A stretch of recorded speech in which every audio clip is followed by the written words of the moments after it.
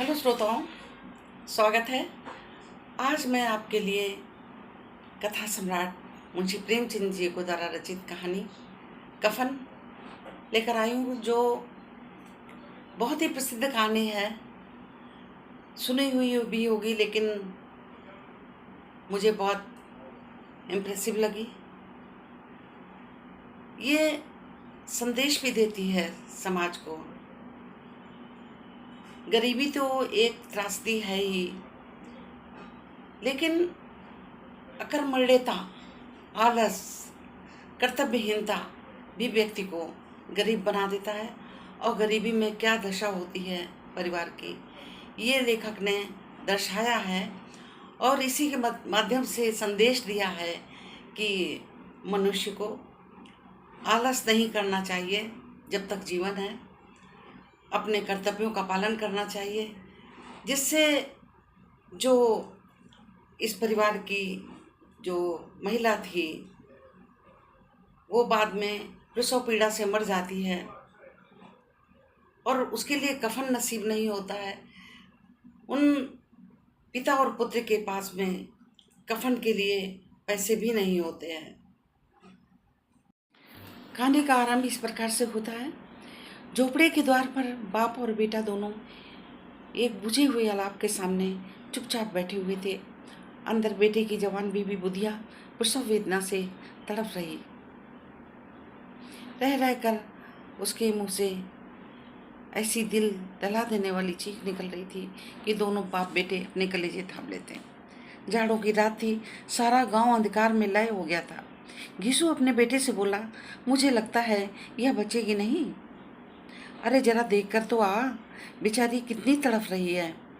माधव चिढ़कर बोला, मरना ही है तो जल्दी ही क्यों नहीं मर जाती, देख कर भी क्या करूँगा। ये सुनकर घीसू बोला, तू तो बड़ा बेदर्द है बे। साल भर से जिसके साथ सुख चैन से रहा, उसी के साथ इतनी बेवफाई। चमारों का कुनबा था और सारे गांव में बदनाम। घीसू एक दिन काम करता तो 3 दिन आराम करता। माधव इतना कामचोर कि आधे घंटे काम करता 2 घंटे भर चिलम पीता। इसी कारण उन्हें कहीं मजदूरी भी नहीं मिलती। घर में मुट्ठी भर भी अनाज मौजूद हो तो उनके लिए काम की कसम थी। जब 2-4 फाके हो जाते तो घीसू पेड़ पर चढ़कर लकड़ियां तोड़ लाता और माधव उन्हें बाजार में बेच आता। और जब तक वह पैसे रहते, दोनों इधर उधर मारे मारे फिरते। गांव में काम की कमी नहीं थी। किसानों का गांव था। मेहनती आदमी के लिए 50 काम थे। विचित्र जीवन था इनका। घर में मिट्टी के 2 बर्तनों के सिवा इनके पास कुछ न था। कोई संपत्ति नहीं थी। फटे चीथड़ों में अपनी नग्नता को ढके हुए जिए जा रहे थे। संसार की चिंताओं से मुक्त, कर्ज से लदे हुए, गालियां भी खाते, मार भी खाते, मगर कोई गम नहीं। दीन इतने कि वसूली की बिल्कुल आशा न रहने पर भी लोग इन्हें कुछ न कुछ कर्ज दे देते थे। मटर आलू की फसल में दूसरों के खेतों में मटर या आलू चुरा कर लाते, उन्हें भून भान कर खा लेते। घीसू ने इसी आकाशवृत्ति के साथ 60 साल उम्र काट दी। माधव भी सपूत बेटे की तरह उसके पद चिन्हों पर चल रहा था, बल्कि उसका नाम भी उजागर कर रहा था। इस वक्त भी दोनों अलाव के सामने बैठकर आलू भून रहे थे। घीसू की पत्नी का तो बहुत पहले निधन हो चुका था। माधव विवाह पिछले साल हुआ था। तब से यह औरत आई थी। इसने इस खानदान की व्यवस्था की नींव डाली थी और इन दोनों के बेगैरतों को दोजक बढ़ती रहती। जब से वह आई, ये दोनों भी आराम तलब हो गए थे और भी आराम तलब हो गए थे, बल्कि कुछ अकड़ने भी लगे थे।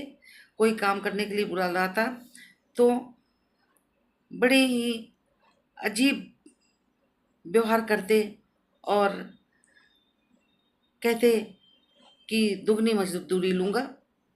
वही औरत आज प्रसव वेदना से तड़फ रही थी और ये दोनों शायद इसी इंतजार में थे कि मर जाए तो आराम से सोएं। घीसू ने आलू निकालकर छीलते हुए कहा, अरे जाकर देख क्या हालत है उसकी। माधव को बहता कि कोठरी में गया तो घीसू आलूओं का बड़ा भाग साफ कर देगा। उसने कहा, मुझे यहाँ से जाने में डर लगता है। घीसू बोला, किस बात का डर? मैं तो यहाँ ही हूँ ही। माधव बोला, तो तुम ही जाकर देखाओ ना।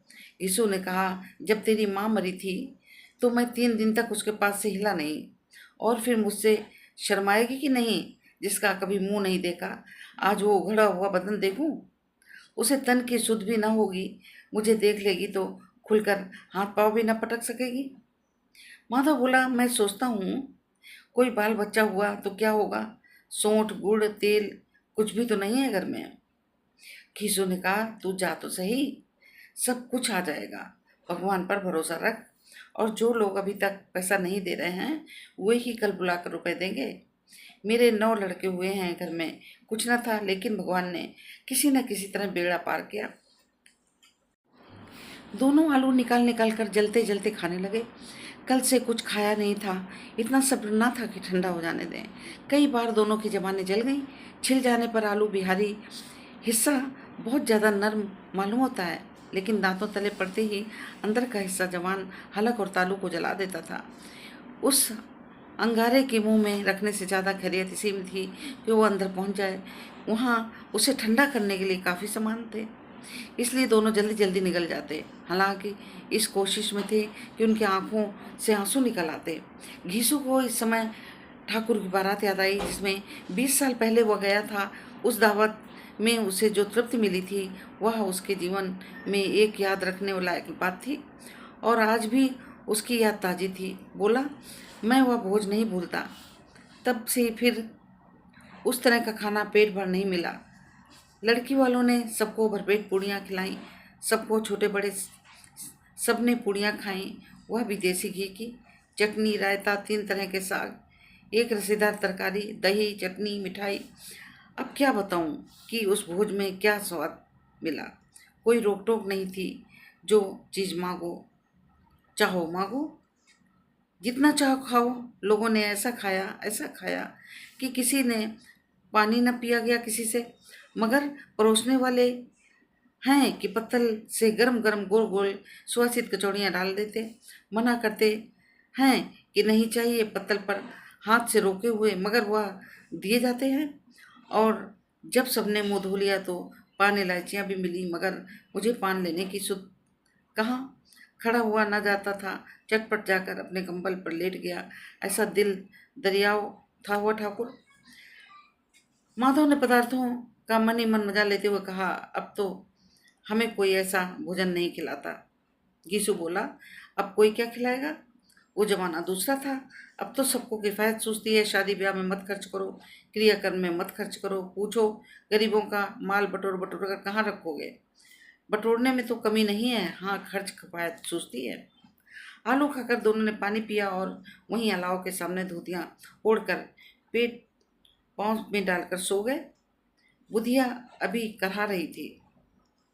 अगले सवेरे माधव ने कोठरी में जाकर देखा तो उसकी पत्नी मर चुकी थी। उसके मुंह पर मक्खियां भिनभिना रही थी, सारा शरीर धूल से लथपथ हो रहा था, पेट का बच्चा भी मर गया था। माधव भागा हुआ घिसु के पास आया, फिर दोनों जोर जोर से रोने लगे। जब पड़ोस वालों ने ये रोना धोना सुना तो दौड़े हुए आए और पुरानी मर्यादा के अनुसार उन अभागों को समझाने लगे, लेकिन ज़्यादा रोने पीटने का अवसर न था। कफन की और लकड़ी की फिक्र करती थी। घर में जो पैसा इस तरह गायब था जैसे चील के घोंसले में मांस। बाप बेटी रोते हुए गांव की जमींदारों के पास गए। वह इन दोनों की सूरत से नफरत करते थे, कई बार उन्हें हाथों से पीट चुके थे। चोरी करने के लिए वादे पर काम पर न जाने के लिए जमींदार ने पूछा, क्या बात है घिसुआ, रो क्यों रहा है।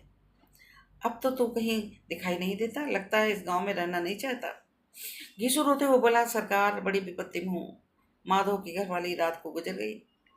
रात भर तड़पती रही सरकार। हम दोनों उसके सिरिहाने बैठे रहे।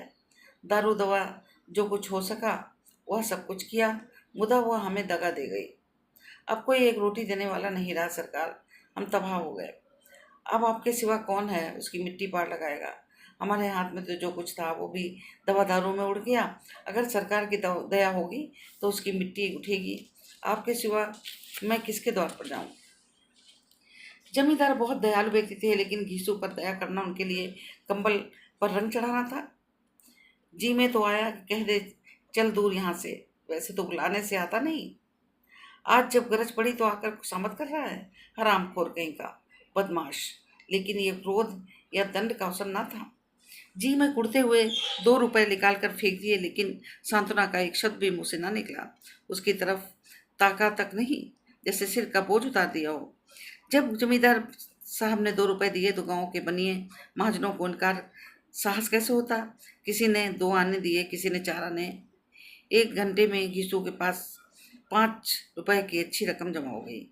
कहीं से अनाज मिल गया, कहीं से लकड़ी। दोपहर को घीसू माधव दोनों बाजार में कफन लाने चल दिए। बाजार में पहुंचकर घीसू बोला, लकड़ियां तो उसे जलाने भर की मिल गई, क्यों माधव? माधव बोला, हाँ लकड़ी तो बहुत है, अब कफन भी तो चाहिए। घीसू, तो चलिए चलो हम कोई हल्का सा कफन ले लें। माधव, हाँ और क्या, लाश उठते उठते रात हो जाएगी, कफन कौन देखता है। घीसू, कैसा बुरा रिवाज है, जिसे जीते जीते तन ढकने को चिथड़ा भी न था, उसे मरने पे कफन चाहिए। माधव, कफन लाश के साथ जली तो जाता है। घीसू, और क्या रखा है, यहीं 5 रुपए पहले मिलते तो कुछ दवा दारू कर लेते। दोनों एक दूसरे के मन को ताड़ रहे थे। बाजार में इधर उधर घूमते रहे, कभी इस दुकान गए, कभी उस दुकान गए, तरह तरह के रेशमी सूती कपड़े देखे, मगर कोई पसंद ना आया। यहाँ तक कि शाम हो गई, जब दोनों न जाने किस दैवी पीड़ा सी एक मधुशाला के सामने जा पहुंचे, जैसे किसी पूर्व व्यवस्था से अंदर चले गए हों। वहां जरा देर तक दोनों असमंजस में खड़े रहे। फिर घिसू ने गद्दी के सामने जाकर साहू जी से, 1 बोतल हमें देना। उसके बाद एक चिखौना आया, तली हुई मछली आई। दोनों बरामदे में बैठे शांतिपूर्वक पीने लगे। कई गुज्जियां ताबड़तोड़ पीने के बाद दोनों शुरूर में आ गए। यीशु बोला, कफन लगाने से क्या मिलता, आखिर जल ही तो जाता, कुछ बहू के साथ तो न जाता। माधव आसमान की ओर देखकर बोला, मानो देवताओं की अपनी निष्पापता का साक्षी बना रहा हो। दुनिया का दस्तूर है, नहीं लोग बामनों को हजारों रुपए जो देते हैं, कौन देखता है परलोक में मिलता है या नहीं। घीसू, बड़े आदमियों के पास धन है फूंके, हमारे पास फूंकने को है ही क्या।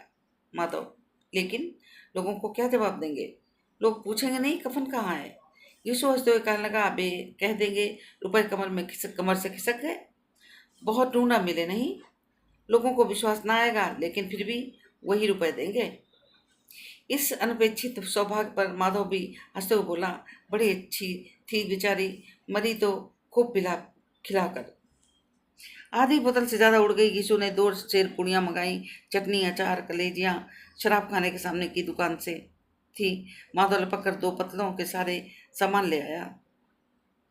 पूरा 1.5 रुपया खर्च हो गया, सिर्फ थोड़े से पैसे बचे। दोनों इस समय शान से बैठ पुड़ियाँ खा रहे थे, जैसे जंगल में कोई शेर अपना शिकार उड़ा रहा हो। न जवाबदेही के खौफ, न बदनामी की फिक्र। इन सब भावनाओं को उन्होंने बहुत पहले ही जीत लिया था। घीसू दार्शनिक भाव से बोला, हमारी आत्मा प्रसन्न हो रही है तो क्या उसे पुण्य होगा। माधव ने सिद्धा से सिर झुकाकर तस्दीक दी, जरूर होगा। प्रभु तुम अंतर्यामी हो, उसे बैकुंठ ले जाना। हम दोनों हृदय से आशीर्वाद दे रहे हैं। आज तो भोजन मिला और कभी जिंदगी भर ना मिला था। कुछ क्षण बाद माधव के मन में एक शंका जागी। बोला, क्यों बापू, हम लोग भी एक दिन वहां जाएंगे ही। घीसू ने माधव के इस सवाल का कोई जवाब न दिया। वह परलोक की बातें सोचकर इस आनंद में बाधा नहीं डालना चाहता था। कुछ क्षण के बाद माधव के मन में एक शंका जागी। बोला, क्यों बापू, हम लोग भी एक न एक दिन वहां जाएंगे ही। घीसू ने माधव के इस सवाल का जवाब न दिया, पर परलोक की बातें सोचकर वह आनंद में बाधा न डालना चाहता था। तब माधव बोला, अगर वहां हम लोगों से वो पूछेगी तुमने कफन क्यों नहीं दिया, क्या कहोगे। घीसू, कहेंगे तुम्हारा सिर। पूछेगी तो जरूर। तुम्हें कैसे पता कि उसे कफन न मिलेगा। न मुझे कोई तू मुझे कोई गधा समझता है। 60 साल की क्या दुनिया में घास खोदता रहा हूँ, उसको कफन मिलेगा और बहुत अच्छा मिलेगा। माधव को विश्वास ना आया। बोला, कौन देगा, रुपए तो तुमने चट कर दिए। वो तो मुझसे पूछेगी, उसकी मांग में तो सिंदूर मैंने डाला था। घीसू, कौन देगा, बताते क्यों नहीं। माधव, वही लोग देंगे जिन्होंने आपकी दिया था। आपके रुपए हमारे हाथ नहीं आएंगे। जैसे तैसे अंधेरा बढ़ता गया, सितारों की चमक तेज होती गई, मधुशाला की रौनक भी बढ़ती चली गई। कोई गाता था, डींगे मारता था, अपनी संगी के गले लिपट कर जाता था। वहाँ के वातावरण में सुरूर था, हवा में नशा था। कितने तो वह यहाँ आकर एक चुल्लू में मस्त हो जाते थे। शराब से ज़्यादा वहाँ की हवा उन पर नशा करती थी। जीवन की बाधाएं यहाँ खींच लाती थी और कुछ देर तक भूल जाते थे कि वे जीते हैं या मरते, या न जीते मरते। वे दोनों बाप बेटे अब कुछ मज़े से चुस्कियाँ ले ले कर बात कर रहे थे। उनकी निगाहें इनकी ओर जमी हुई थी, सबकी निगाहें उनकी ओर जमी थी। दोनों कितने भाग्यशाली हैं, पूरी बोतल बीच में है। भरपेट खाकर माधव ने बची हुई पुड़ियों का पत्तल उठाकर एक भिखारी को दे दिया, जो इनकी ओर भूख भरी आंखों से देख रहा था और देने के गौरव, आनंद और उल्लास को अपने जीवन में पहली बार अनुभव किया। घीसू ने कहा, ले जा, खूब खा और आशीर्वाद दे। जिसकी कमाई है वो तो मर गई, मगर मेरा आशीर्वाद तुझे जरूर पहुंचेगा।